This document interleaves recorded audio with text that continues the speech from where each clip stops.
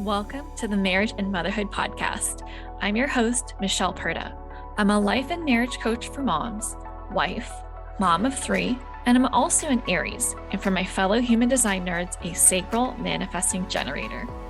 This podcast is for women who want to be happier in their marriage as they navigate their journey through motherhood, even if you're like me and you weren't shown how while growing up. Inside, we're going to be talking about breaking generational cycles when it comes to how to handle conflict in healthy ways, redefining motherhood your way, and prioritizing your well-being, because here, we believe that women don't have to sacrifice their happiness to be a great mom. And a quick note to mamas listening with kids around, you may want to pop your earbuds in because nothing is left unsaid on this show, which means there may be times where something I say isn't meant for little ears. Are you ready? Let's dive in. Hello. Welcome back to another episode of the Marriage and Motherhood podcast. It is finally feeling like fall here in California. As I'm recording this, I actually have a blanket on my lap. I've got long sleeves on, and it feels really good to not be walking outside in like 80 to 90 degree weather, picking up my kindergartner from school and coming back sweating. I love fall weather, and I cannot wait to break out the scarves and the gloves and my boots. I definitely love the fall. Yeah. Anyway, this week I'm going to be talking about connection again.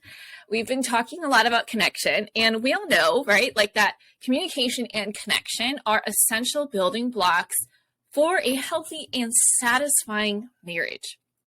I've been talking about connection for a while now. The past several episodes have been different angles on how to approach connection, from how to reconnect, how to have the energy to do it, simple ways to do it, as well as how to make it easier to connect for yourself. So if you haven't checked them out yet, pause this and go listen to the other episodes and then rejoin me here. If you're a rebel, though, totally fine if you want to listen to it out of order.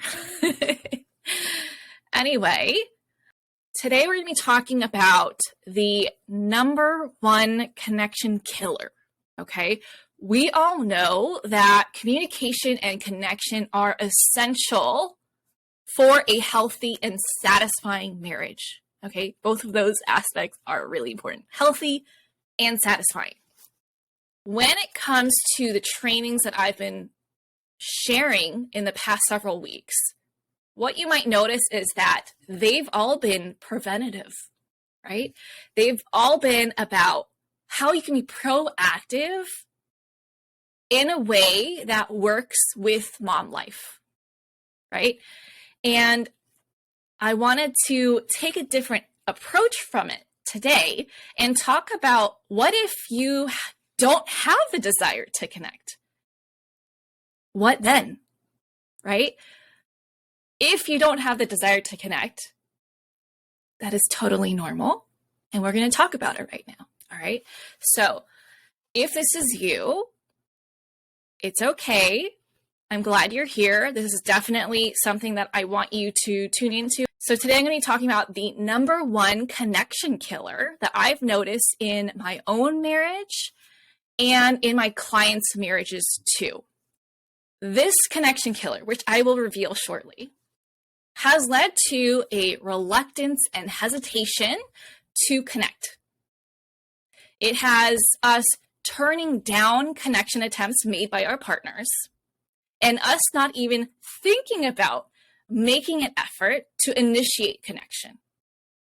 It has us feeling stubborn about putting in extra effort and just thinking awful things about our partners, sometimes even about ourselves. And it has us acting in ways that we're not proud of because we're just over it.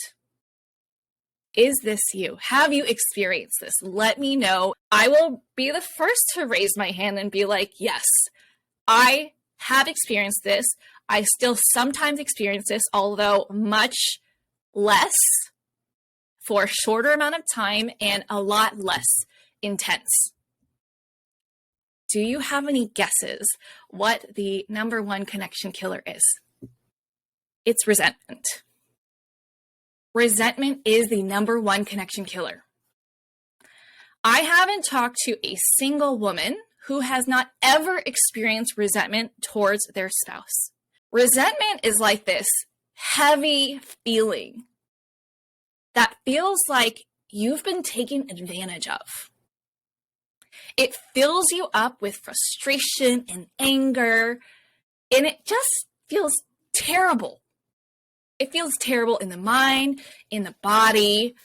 It has you acting in ways that you wouldn't imagine you would act in your relationship. When I feel resentful, my mind starts making assumptions and believing things that may or may not be true, but are 1,000% not helpful. For example, I feel resentful when I feel like I'm doing everything. And when this happens, I find myself starting to give more attitude towards my husband. I start thinking things like, why isn't he helping me? Doesn't he notice that I'm struggling here? If he loved me, he would step in and do his part. Why do I have to do all of this myself? What kind of partnership is this? This is so not fair. Can you relate to any of these thoughts? Have you had these thoughts take over your mind?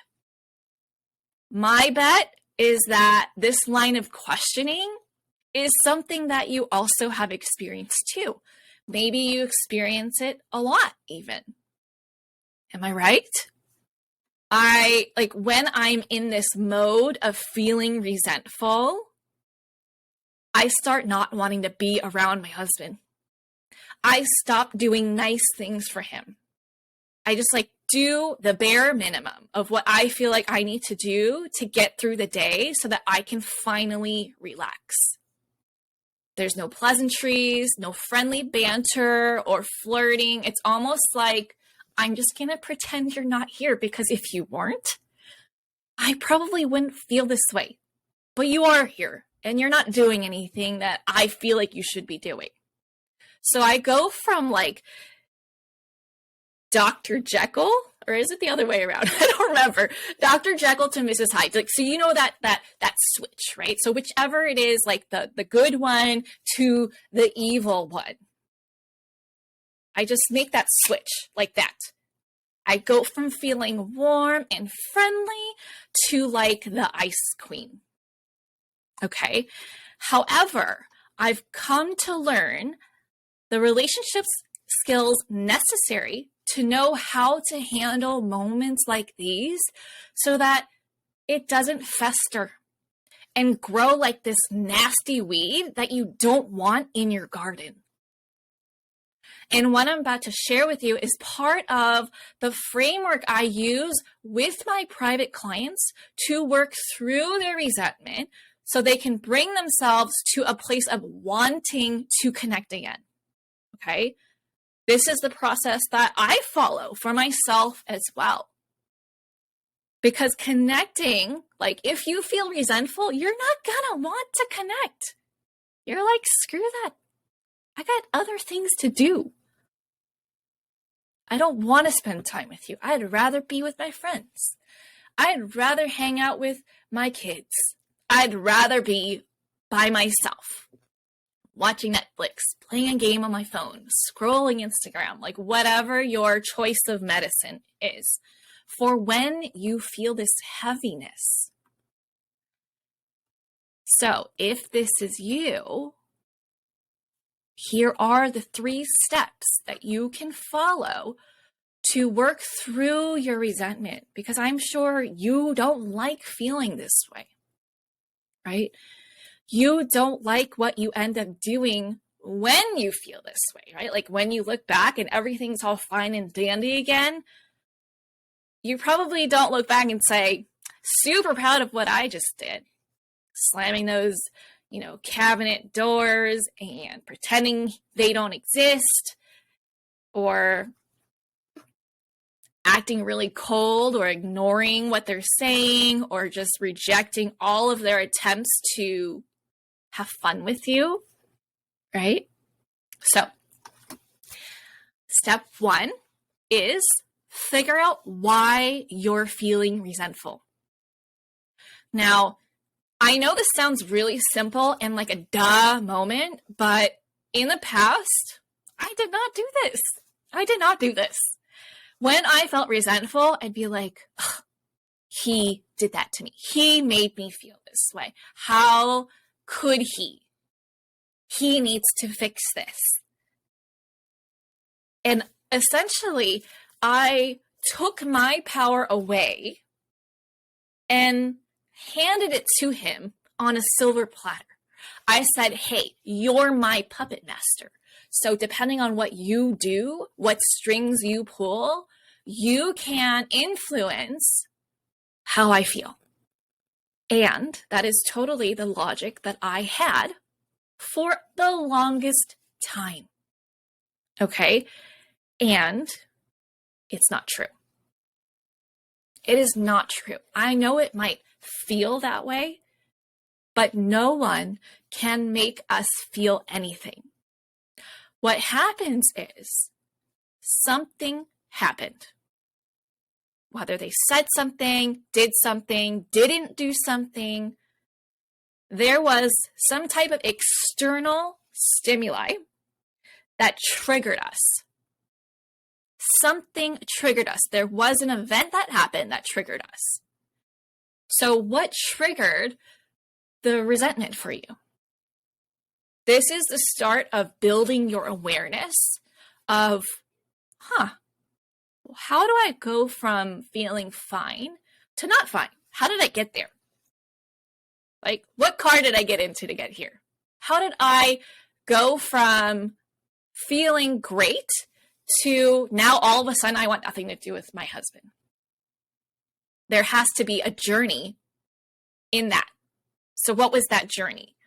Even if it happens in like 0 to like 3 seconds where you went from 0 to 100, there was something that was going on there. And it's almost like we have to hit the pause button or like the slow-mo version of it to really understand and evolve and grow to change how we experience our marriage, to get back to a place of connecting.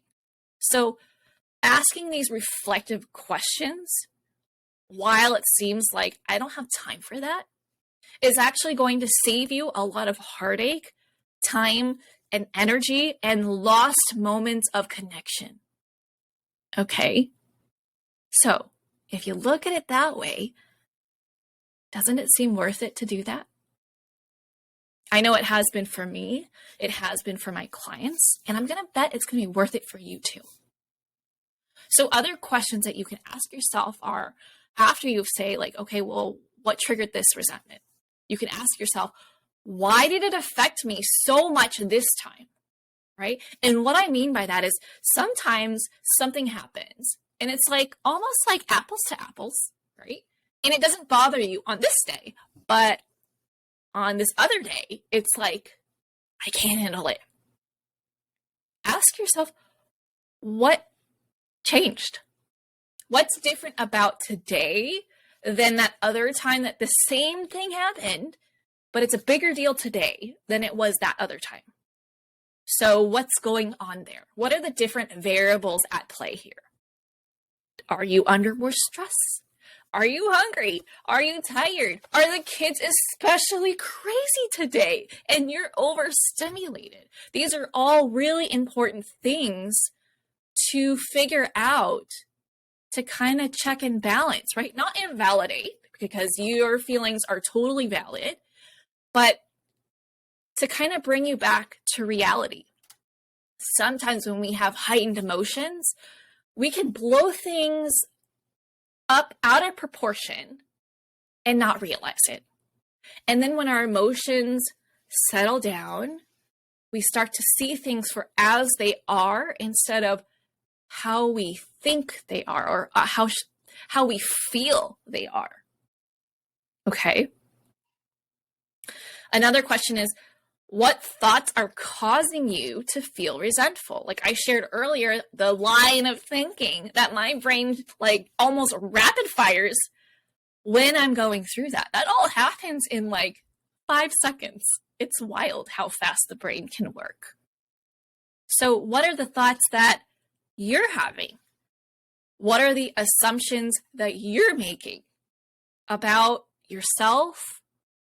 Like you have to do something, right? Or about your partner, like why aren't they? Making assumptions about why they're not doing something.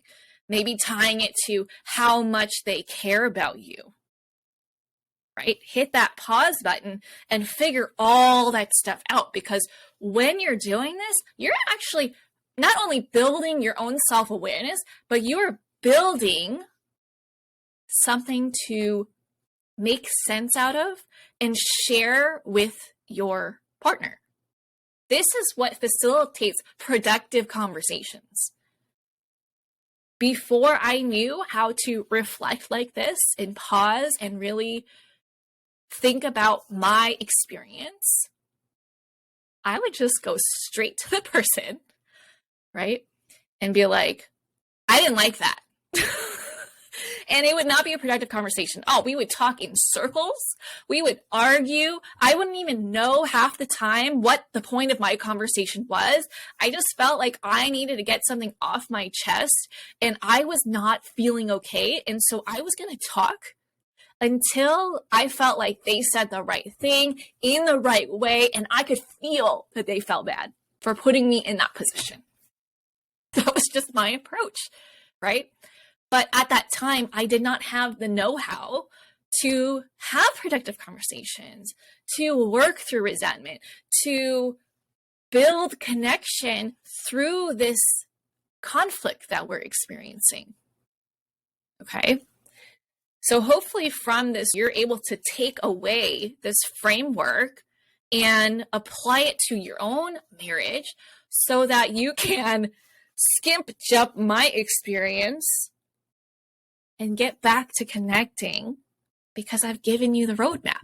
All right. So that was one. Step number 2 is a tough one. I know it was tough for me. It's take personal responsibility. This is hard. This feels like taking away the responsibility of your partner. Right? Because like I shared before, I blamed my partner. Anytime I felt like they triggered me, I blamed them. And so taking personal responsibility was not in my toolkit at all. That'd be the very, very, very, very last thing I'd want to do, because if I took personal responsibility, that meant that they didn't do anything wrong. And it doesn't necessarily mean that. Taking personal responsibility is actually the most empowering thing that you can do to change the landscape, the dynamic of your relationship. And yet, a lot of people shy away from this because it's uncomfortable. Nobody wants to be like, oh, I had a part in that. It's so much easier and temporarily satisfying to be like, it's your fault. You fix it, right? And it's so much more challenging to get curious about, what did I do that contributed towards how I feel right now? What did I do? Whether it's something that you allowed, something like an assumption that you made that you were operating under and that drove you to do certain things, right? So in my example, whenever I feel like I'm doing everything, what am I making assumptions about what I have to do? Am I assuming that I can't say something to my husband and be like, hey, you take the oldest and I'll take the youngest, whatever? Am I shooting all over myself What are the things that I have contributed towards this situation? Did I sell myself short on sleep? And therefore, I am not feeling my best self. My level of tolerance is much lower today. Like, where am I at today? What have I done to lead me to this place where I feel resentful, where I'm getting to this place a lot easier than normal? And how true are these thoughts that are coming up for me? Right? This is really hard because when we are feeling resentful, right? Like all those like assumptions and beliefs about why they're not helping us or whatever it is, it has us just assuming like, oh, they don't care. They're selfish. Like it has us just going down this path of unproductive, blame-ridden, critical thoughts that just spiral in our minds, and it's almost like we're digging ourselves our own grave, essentially. And when you challenge yourself to say, like, how much of what I'm thinking right now is true? It's another way to hit the pause button to figure out, am I making myself feel more resentful, feel more angry and frustrated because of things that aren't true? It's funny, actually, this week, I don't remember the exact thing that happened, but my husband was telling me about a conversation he was having, I think with a coworker or someone. I don't remember. Anyway. And he was like, oh yeah, this came up, and the way they responded, they were just like saying a bunch of stuff. And I was like, oh, okay. And he's like, yeah, it wasn't making any sense. Right? He's very, very logical. So I was like, were they upset? He's like, yeah. I was like, oh, yeah, I get that. I can do that too. Right? Where it's like you just start shooting at the hip. You're just like, you want to stay angry, but you don't actually want to continue feeling angry, but you feel justified. And so you're just like, I'm just going to stay here until you fix it. Taking personal responsibility is challenging that, is being intentional about like, I don't want to feel angry right now. What can I do to acknowledge how I feel, validate it, and work through it, right? Like we're not going to just ignore it and like positive think our way out of it. No, that's not healthy, because what that's going to do is come back and bite you in the ass tenfold, because it's just going to build. It's not actually going away. You're not working through it. It's just going to get stored until it gets to be too much. And then it's almost like a volcano, builds up the pressure and it just goes off. Okay. So when you fact check, you're able to almost like filter out what matters and what doesn't. And once you process it in that way, then you can go into asking yourself more future-oriented questions like, what do I need to prevent this from happening again? Is there a personal boundary that I need to set for myself? Like, was I being too unrealistic with myself? Do I need to make a request or set a standard with other people, whether it's your partner, your kids, whoever is involved? Okay, like when you ask yourself, how did I contribute towards this? What are all the different things that played into this? That's all part of the process for you to get to this point where you're like, okay, I understand what I experienced now. What do I need going forward? That's your exit plan. Okay. All the way up until now, you've been processing it, making sense out of it, helping yourself get to know yourself better, supporting yourself. And now it's like, okay, don't want to experience that again. So what's next? Which leads to step number 3, communicate it, right? And once you have followed like steps 1 and 2, you're going to find that the way you communicate with your spouse is going to be way more productive than had you just skipped steps 1 and 2 and just gone straight to your spouse to talk about it. Because now you're taking full responsibility over yourself, over your experience, how you feel, what you need, what you're going to do differently next time, and share it. So this is not a place where, had you skipped steps 1 and 2, you are blaming, criticizing, just throwing your hands up in the air or crossing your arms and popping your hip, maybe even wagging your finger, like all the things that feel like you're reprimanding your spouse. Not a great way to motivate them, by the way, to do something differently. Nobody likes to be talked down to. Okay? Nobody. So while you are valid in feeling the way you feel, angry, resentful, frustrated, it doesn't mean that we get to let all of that spill into how we treat our partner. With that said, we are human, and if you catch yourself slipping and showing your human side, once you realize what you're doing, call a time out for yourself, right? Manage yourself, regulate yourself. Just like how, I teach my kids, like, hey, you look like you might need a second. Do you need to go somewhere to give yourself some quiet time to gather your thoughts and calm down so that we can come back to talking about this, right? It is not our partner's job to calm us down. That's our responsibility, okay? And learning how to do that for yourself is going to be life-changing.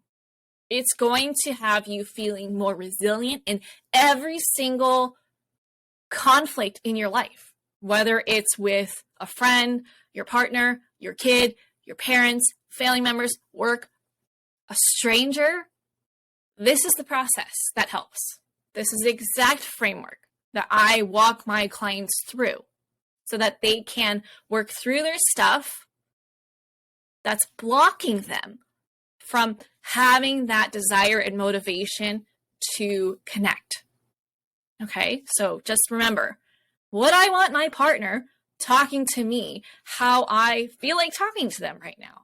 Your answer is probably going to be no, because if they did that, you'd be like, who the fuck do you think you are? You can't talk to me like that.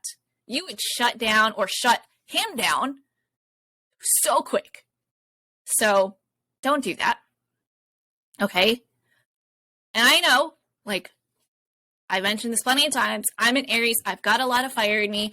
I know it feels really good, or you think it might feel really good for you to do that, to just like give them a piece of your mind, maybe even rip them a new one, to really be like, hey, you shouldn't have done that.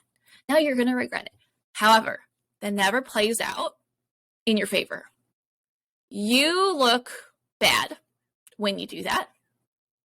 And it doesn't lead to anything good. It actually causes more of a disconnect in your relationship that you're going to have to work towards repairing.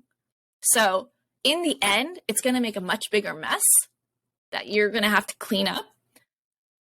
So let's just skip that if you can, right? Have grace with yourself. If you're not there yet, baby steps, but absolutely work towards what I'm sharing with you. Can't always be super logical and emotionless. I'm not saying emotions are bad at all. Emotions are actually very enlightening if we follow this framework to understand them, right? If we get to a point where we are explaining our emotions rather than expressing them. I hope you understand the difference, okay? I feel like that needs to be another talk. I'm going to put that on the list, all right? So When you communicate with your partner, you're going to want to share your experience and what you uncovered about yourself. Not only will this show your partner that you're starting to communicate differently because you're taking personal responsibility, they're going to feel less defensive. They're going to want to listen more and actually take the steps to support you in whatever goals you have going forward. But they also get to know you better. And they can then have the safe space to open up and clarify what was happening from their perspective, so that you can then have a productive conversation about like, oh, I didn't realize that that's what you were doing. I didn't realize that's what you were thinking. I didn't realize you needed my help. Or, oh, I was actually doing this. And then maybe you might realize, oh, I didn't realize you have a different priority. Okay. So either way, you're going to have more talking points to clarify and set joint priorities and a united approach towards how to handle things similar to the event in the future, right? It all comes back to coming back as a team and working together. And once this resentment is worked through, guess what you're going to go back to wanting to do? Flirt, connect, right? You're going to want to get back to those inside jokes, or I don't know, whatever fun thing you do where you maybe slap them on the butt, or I don't know, whatever you do, right?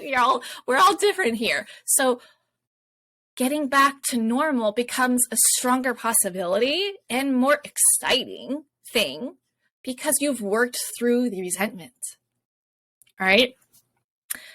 So just a quick review, step 1 of the framework of working through the number 1 connection killer, which is resentment, is figure out why you're resentful. Ask yourself those reflective questions. Number 2, take personal responsibility. And number 3, communicate it. I hope you enjoyed this episode. I will catch you back here next week. Bye. If you like this podcast, then you'll want to join my private Facebook community, Marriage and Motherhood. The fights and the disconnect you're currently experiencing doesn't have to be how things go for the rest of your life. If you're ready to give your marriage a makeover, come join the Marriage and Motherhood community to learn how to create a healthy, happy, and connected marriage that you actually enjoy and your kids can look up to. Thank you so much for listening to the Marriage and Motherhood podcast. I hope that this episode helped you deepen your relationship with your husband and, more importantly, with yourself. I hope to see you inside the Marriage and Motherhood community, and I look forward to supporting you in there. Otherwise, see you back here next week. Bye.